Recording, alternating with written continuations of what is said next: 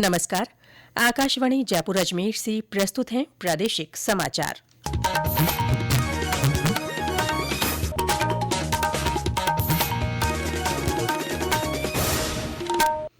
मुख्य समाचार।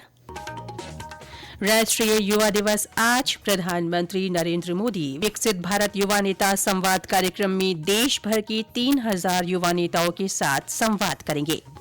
मुख्यमंत्री भजनलाल शर्मा राज्य स्तरीय रोजगार उत्सव में 13,000 से अधिक युवाओं को नियुक्ति पत्र सौंपेंगे। 31,000 करोड़ रुपए के विकास कार्यों का लोकार्पण और शिलान्यास करेंगे। प्रदेश में पश्चिमी विक्षोभ के असर से कई स्थानों पर बारिश, कहीं कहीं ओलावृष्टि, कोहरे के असर से दृश्यता बाधित। और प्रयागराज महाकुंभ के लिए राजस्थान रोडवेज की ओर से आज से बस सेवाएं शुरू की जा रही हैं।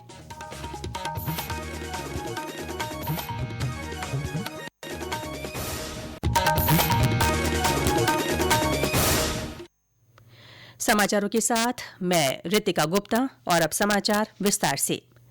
स्वामी विवेकानंद की जयंती आज देश भर में राष्ट्रीय युवा दिवस के रूप में मनाई जा रही है।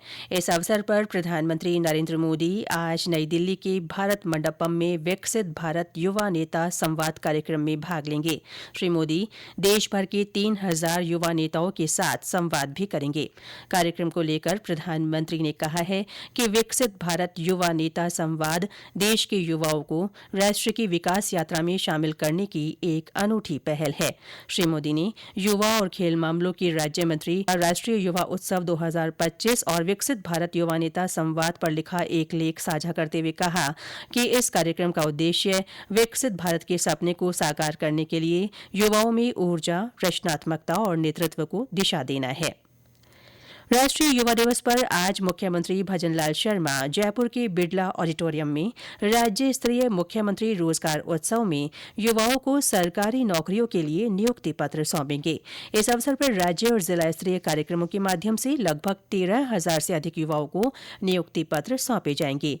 ये नियुक्तियां चिकित्सा विभाग, वित्त, गृह, राजस्व और शिक्षा विभाग में विभिन्न पदों पर दी जाएगी। मुख्यमंत्री 31,000 करोड़ रुपए के 76,000 से अधिक विकास कार्यों का लोकार्पण और शिलान्यास भी करेंगे। इस मौके पर उप मुख्यमंत्री दिया कुमारी और संसदीय कार्य मंत्री जोगाराम पटेल भी मौजूद रहेंगे। एक रिपोर्ट। मुख्यमंत्री द्वारा आज लोकार्पित किए जाने वाले प्रमुख कार्यों में मनरेगा के तहत लगभग 60,000 करोड़ रुपए के कार्य, भीलवाड़ा, सीकर और सवाई माधोपुर में 577 करोड़ रुपए की लागत से सीवरेज परियोजना और परिसंपत्तियों के निर्माण कार्य, पचपदरा में 400 केवी GSS RSH IDP के तहत विभिन्न कार्य, बांसवाड़ा में सीवरेज नेटवर्क, शाहपुरा ब्लॉक में चंबल भीलवाड़ा पेयजल परियोजना द्वितीय के पैकेज के लिए कार्य, बीसलपुर चाकसू पेयजल परियोजना और 2,685 करोड़ रुपए के अन्य विकास कार्य शामिल हैं। वहीं मुख्यमंत्री आज PM कुसुम योजना के 10,569 करोड़ रुपए की लागत के विभिन्न विकास कार्यों का शिलान्यास करेंगे। 10,000 ग्राम पंचायतों में पंचायत पौधशाला का भी शिलान्यास किया जाएगा। शिलान्यास वाले कार्यक्रमों में 49 अटल प्रगति पथ और 7,118 करोड़ रुपए से अधिक के अन्य विकास कार्य शामिल हैं। समाचार कक्ष से ज्योति पारीक। इधर जयपुर के सवाई मानसिंह स्टेडियम में चल रहे 5 दिवसीय युवा महोत्सव का आज समापन हो रहा है। इस अवसर पर आयोजित होने वाले पुरस्कार वितरण समारोह में मुख्यमंत्री विभिन्न श्रेणियों में उत्कृष्ट कार्य करने वाले 11 युवाओं को यूथ आइकन अवार्ड्स देंगे। मुख्यमंत्री इस अवसर पर युवा साथी केंद्र का वर्चुअल उद्घाटन भी करेंगे।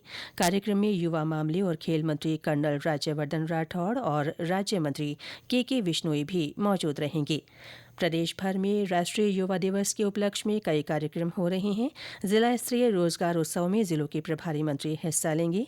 वहीं विभिन्न संगठनों की ओर से भी बौद्धिक और सांस्कृतिक कार्यक्रम आयोजित हो रहे हैं। करौली में नेहरू युवा केंद्र की ओर से कई प्रतियोगिताएं आयोजित हो रही हैं। भीलवाड़ा के सरकारी विद्यालय में वाद विवाद सहित अन्य प्रतियोगिताएं होंगी। इससे पहले युवा दिवस की पूर्व संध्या पर कल पाली में स्वामी विवेकानंद की प्रतिमा पर दूध से अभिषेक किया गया। जैसलमेर के मोहनगढ़ में ब्लॉक स्तरीय खेल कूद प्रतियोगिता रखी गई। लोकसभा अध्यक्ष ओम बिरला ने वैश्विक परिदृश्य में भारत के युवाओं के बढ़ते महत्व पर बल दिया है। लोकसभा अध्यक्ष ब्रिटेन की यात्रा के दौरान कल लंदन में एक कार्यक्रम में भारतीय छात्रों को संबोधित कर रहे थे। श्री बिरला ने कहा कि भारत की सबसे बड़ी ताकत उसके युवा नेता हैं।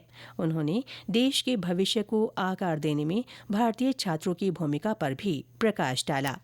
ये समाचार आकाशवाणी जयपुर अजमेर से प्रसारित किए जा रहे हैं। प्रादेशिक समाचार बुलेटिन आप हमारे एक्स हैंडल @AIRnews_जयपुर, YouTube channel Rajasthan AIR news और फेसबुक AIR न्यूज राजस्थान पर भी सुन सकते हैं।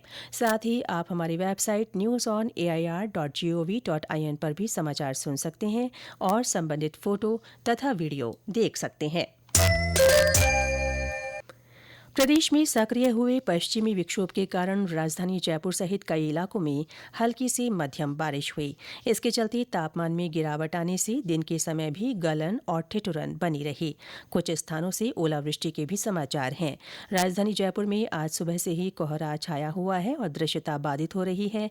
पाली में सुबह से ही कोहरा छाने और सर्दी की तेवर तीखी होने से लोग अलाव का सहारा ले रहे हैं।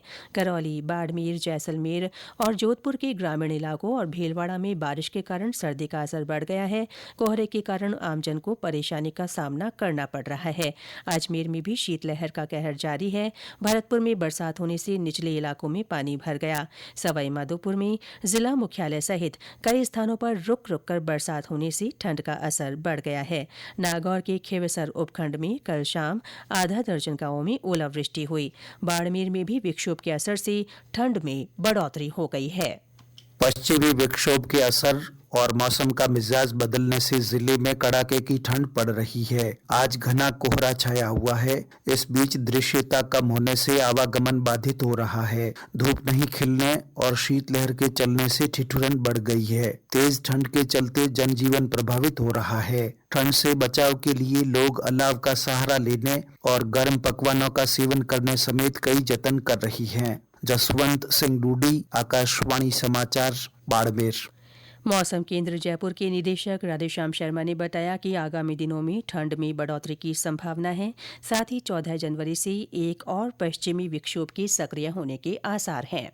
पश्चिमी विक्षोभ के प्रभाव से राजस्थान के कई भागों में मेघ गर्जन के साथ बारिश की गतिविधियां दर्ज की जा रही है। इस सिस्टम का असर अभी पर उत्तरी राजस्थान के वो इलाके हनुमानगढ़, गंगानगर, इसके अलावा शेखावाटी के इलाके, जयपुर संभाग, भरतपुर संभाग के कुछ भागों में बारिश जारी रहने की संभावना है। इसका असर 12 जनवरी को राज्य के अधिकांश भागों से समाप्त होगा। इस पर फिर से ज्यादातर इलाकों में मौसम शुष्क होगा। हालांकि अगले 2-3 दिन घना कोहरा छाये रहने से दिन से तापमान में कमी होगी और दिन में ठिठुरन बढ़ने की संभावना है। इसके बाद एक और नया पश्चिमी विक्षोभ 14-15 जनवरी को सक्रिय होगा। इसके असर से उदयपुर, कोटा संभाग की ओर एक बार फिर से आप देखेंगे 14-15 जनवरी को कहीं कहीं बारिश की गतिविधियां दर्ज होने की संभावना है।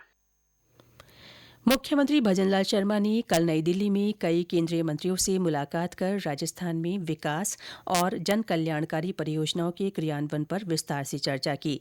मुख्यमंत्री ने केंद्रीय रक्षा मंत्री राजनाथ सिंह और केंद्रीय ऊर्जा, आवास तथा शहरी कार्य मंत्री मनोहर लाल खट्टर से भेंट कर प्रदेश में विकास कार्यों, ऊर्जा क्षेत्र में नवीन संभावनाओं, आवासीय परियोजनाओं और शहरी विकास से जुड़े विषयों पर चर्चा की। श्री शर्मा ने वित्त मंत्री निर्मला सीतारमण और केंद्रीय संस्कृति तथा पर्यटन मंत्री गजेंद्र सिंह शेखावत से भी शिष्टाचार भेंट की।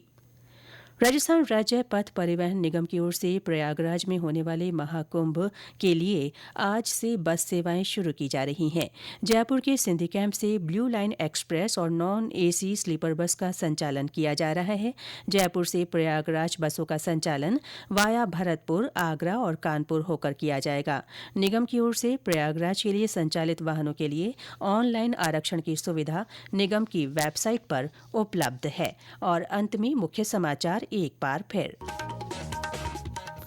राष्ट्रीय युवा दिवस आज। प्रधानमंत्री नरेंद्र मोदी विकसित भारत युवा नेता संवाद कार्यक्रम में देश भर के 3000 युवा नेताओं के साथ संवाद करेंगे। मुख्यमंत्री भजनलाल शर्मा राज्य स्तरीय रोजगार उत्सव में 13,000 से अधिक युवाओं को नियुक्ति पत्र सौंपेंगे। 31,000 करोड़ रुपए के विकास कार्यों का लोकार्पण और शिलान्यास करेंगे। प्रदेश में पश्चिमी विक्षोभ के असर से कई स्थानों पर बारिश, कहीं कहीं ओलावृष्टि, कोहरे के असर से दृश्यता बाधित। और प्रयागराज महाकुंभ के लिए राजस्थान रोडवेज की ओर से आज से बस सेवाएं शुरू की जा रही हैं। इसके साथ ही प्रादेशिक समाचार बुलेटिन समाप्त हुआ। हमारा अगला बुलेटिन दोपहर 1 बजे प्रसारित किया जाएगा। नमस्कार।